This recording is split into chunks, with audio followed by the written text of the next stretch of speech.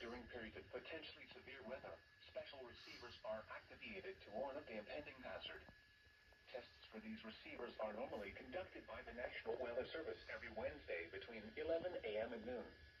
When there is a threat of severe weather on Wednesday, the test will be postponed until the first available good weather day.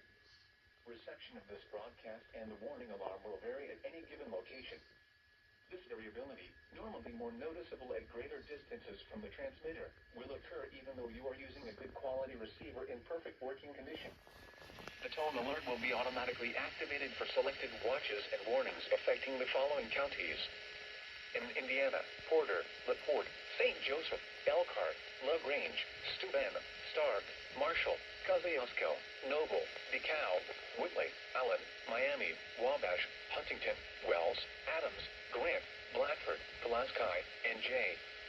In Ohio, Williams, Fulton, Defiance, Henry, Paulding, and Van Wert. And in Michigan, Berrien, Cass, St. Joseph, Branch, and Hillsdale.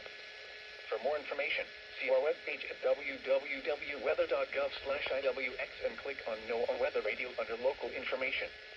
We now return to regular programming.